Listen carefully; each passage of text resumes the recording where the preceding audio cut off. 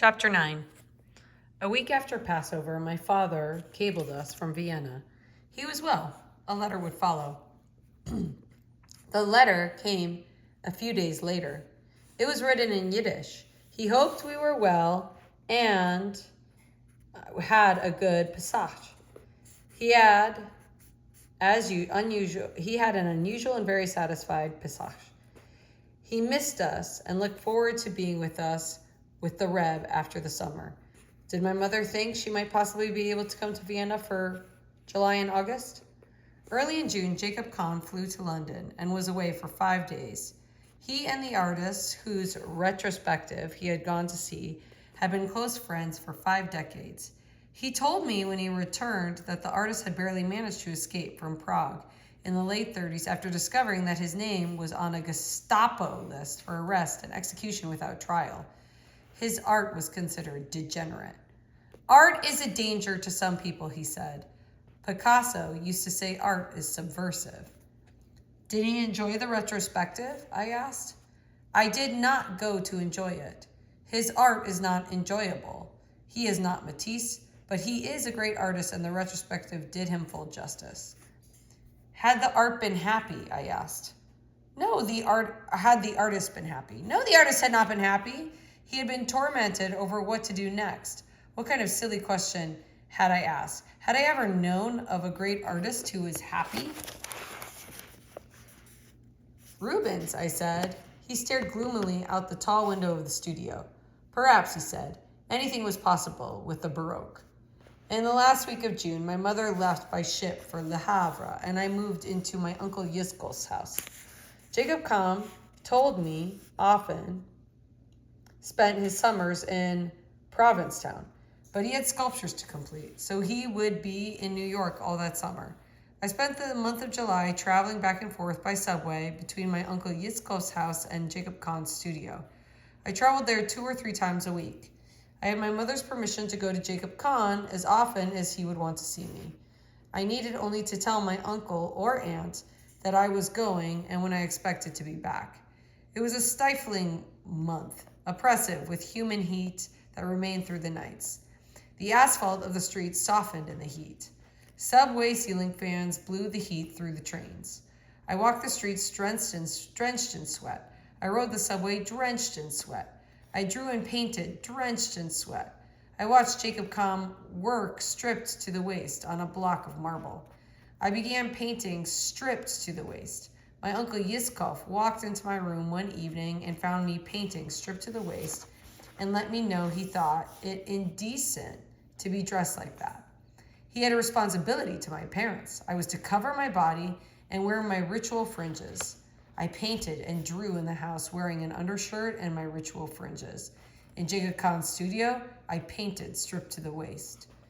He said to me one day in the second week of July, Asher Lev, there are 2 ways of painting the world. In the whole history of art, there are only these two ways. One is the way of Greece and Africa, which sees the world as a geometric design. The other is the way of Persia and India and China, which sees the world as flowers. Ingres says Picasso paint the world as geometry. Van Gogh, Renoir, Kandinsky, Chagall paint the world as a flower. I am a geometrician. I sculpt cylinders, cubes, triangles, and cones. The world is structure, and structure to me is geometry. I sculpt geometry. I see the world as hard-edged, filled with lines and angles. And I see it as wild and raging and hideous, and only occasionally beautiful. The world fills me with disgust more often than it fills me with joy. Are you listening to me, Asher Lev? The world is a terrible place. I do not sculpt and paint to make the world sacred.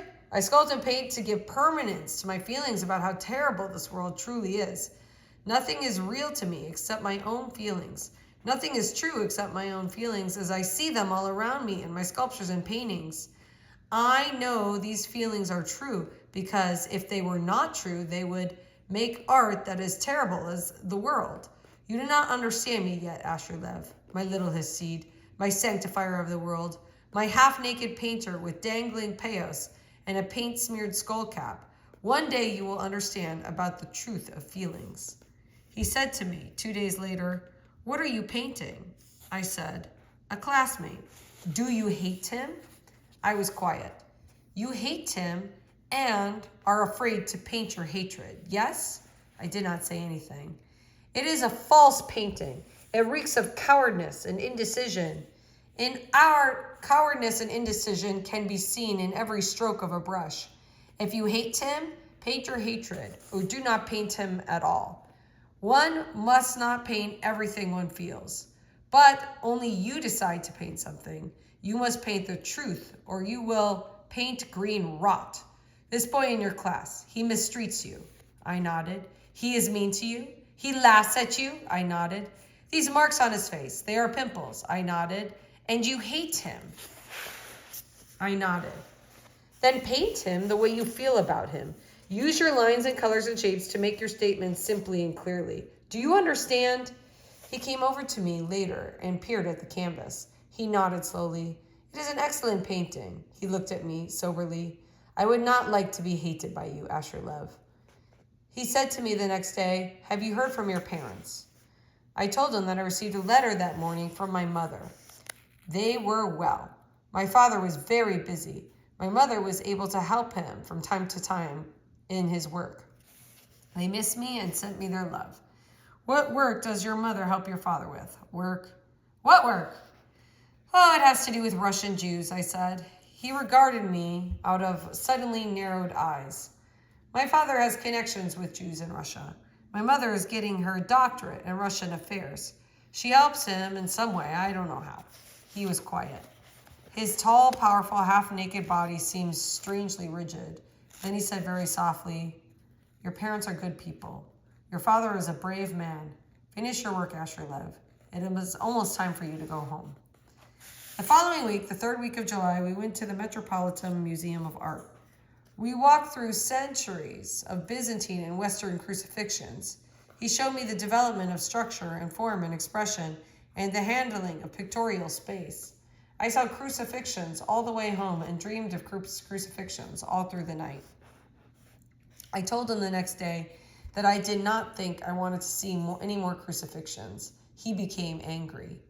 "Asher Lev, you want to go off into a corner somewhere and paint little rabbis in long beards? Then go away and do not waste my time.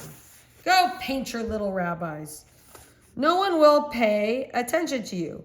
I am not telling you to paint crucifixions. I'm telling you that you must understand what a crucifixion is in art if you want to be a great artist.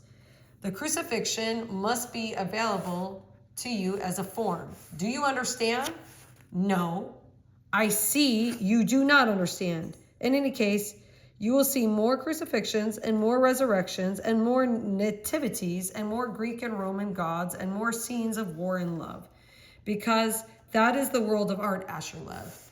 And we will see more naked women, and you will learn the reason for the difference between the naked women of Titian and those of Rubens.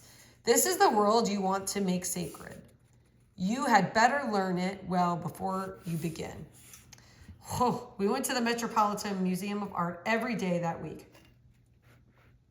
People stared at us as we walked through the vast galleries. A tall, white-haired, mustached man explaining crucifixions and nudes to a short, white-faced, red-haired boy with dangling earlocks and a skull cap.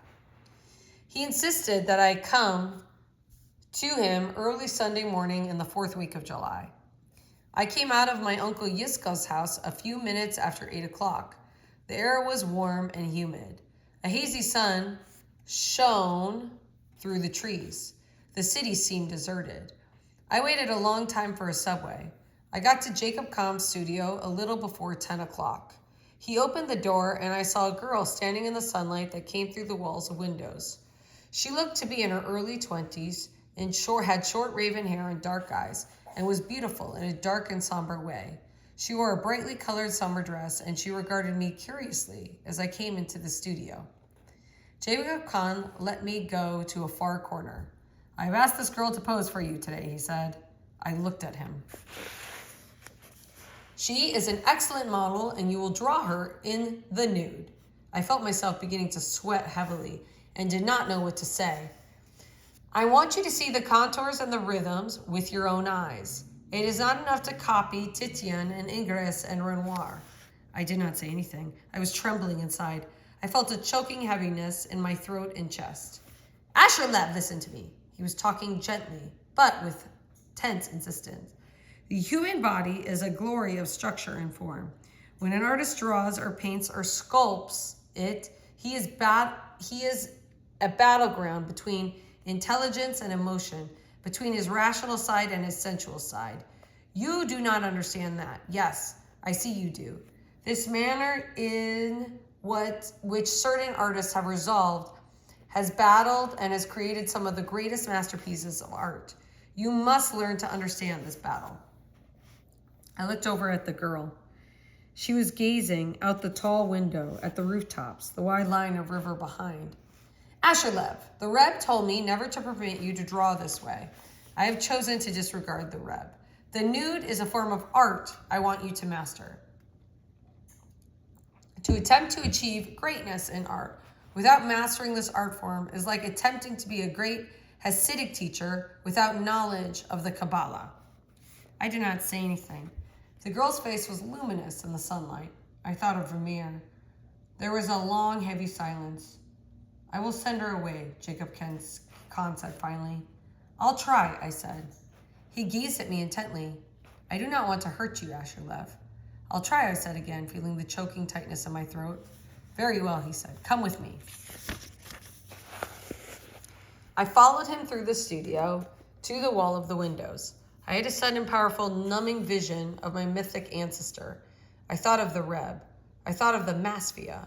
I found myself in front of the window near the girl, listening to Jacob Kahn. You will begin with simple line drawings and charcoal. I only want the flow of the line. I want no chiaroscuro. He spoke briefly to the girl. She went behind a screen. I set my pad on the easel. She came out from behind the screen and sat on the chair. Sunlight fell across her face and shoulders and breasts and thighs. She sat with one leg crossed over the other, her head slightly back. I saw the sunlight on her skin. She was very beautiful. I did not even know her name. I saw the flowing curves of her breasts. I saw the lines of shoulders and hip and thigh and leg. I drew her carefully.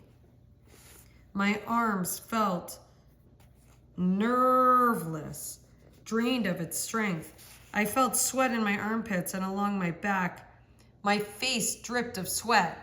Jacob Kahn stood behind me watching. I finished the drawing. Oh, it was very bad. I felt ashamed. I took a deep breath and moved to a clean sheet of paper and began again. The girl sat very still, bathed in sunlight. I looked at her hair and worked carefully, translating her body into lines and making choices, each curve, each subtle change into the flow of her flesh, necessities, and an interpreting choice of line. I started the third drawing. Jacob Kahn signaled to her. She changed her pose, sitting forward on the chair, her face in her hands, her breasts suddenly pendulous. I drew her that way twice. She changed her pose again, sitting with one leg up on the chair, clasping the leg to herself with her arms, her chin resting on her knee, her thighs open. I drew her that way and then drew her again in two more poses before it was time for lunch. I ate the sandwich my aunt had packed for me. Jacob Kahn and the girl went out for lunch and returned in less than half an hour. I spent all the rest of the day drawing the girl. She left shortly before 5 o'clock. Jacob Kahn piled up my drawings one on top of the other on a table. He held up the first drawing. Then he held up the last drawing. You see, he said quietly. I saw. And only in one day. A great eye learns to see quickly. We will do this again next Sunday, yes? I nodded. Do not look so sad, Asher Lev. You are not defiled. You have only made some pictures of a beautiful girl. Beautiful pictures of a beautiful girl. Is that cause for defilement? I did not respond. He looked at me and shook his head. Perhaps yeshiva boys and payos should not be artists. Go home and take a shower and go to sleep, Asher Lev. You have had a long day. I went home in a daze. I ate supper in a daze. I felt drained, suspended. I felt hot and irritated and unclean. I could not sleep. I saw the girl. I saw her body and the flow of her lines. I drew her in the darkness of the room. I drew her with my eyes, letting my eyes move slowly across her. I drew her slowly until there was again the sudden light and I was able to sleep. I drew her again the following Sunday and it was easier. I drew her again the Sunday after that and it was easier still. I had been traveling to Jacob Kahn's studio on Sundays and Tuesdays and sometimes on Thursdays. Now I began to go almost every day. A few times he was not there and I worked alone. On occasion, in the late afternoons, artists would come in. Men whose paintings I had not seen in reproductions and in the Museum of Modern Art. I would listen to them, talking with Jacob Kahn.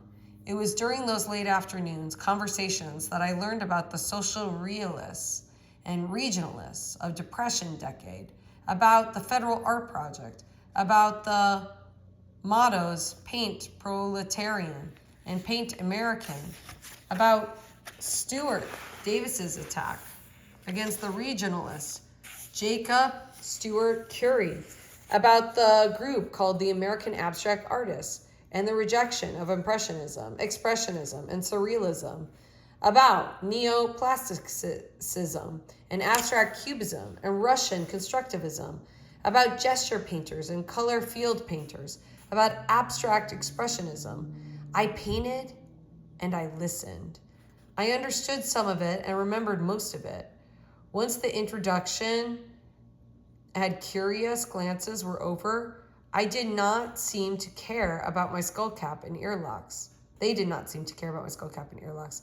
They only seemed to care about my painting. My parents returned to the United States by boat on the first Sunday of September. I did not see Jacob Kahn again until the middle of October. I barely recognized my father. He was gaunt. He limped badly. His eyes were tired. His beard was turning gray. He was nearly 40, but he looked to be 60. I cried inside myself when I first saw him. He came into my room 2 days before Rosh Hashanah and stood leaning against the wall near the doorway.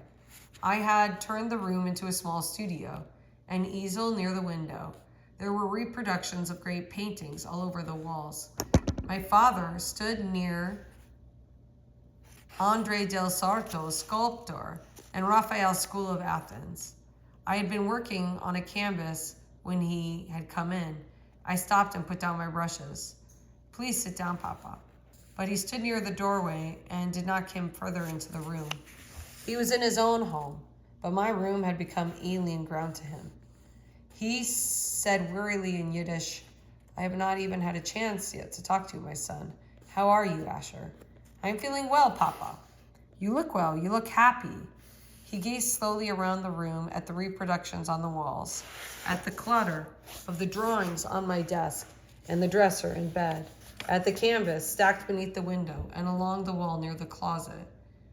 You have been busy, he murmured. I was quiet. He looked at me.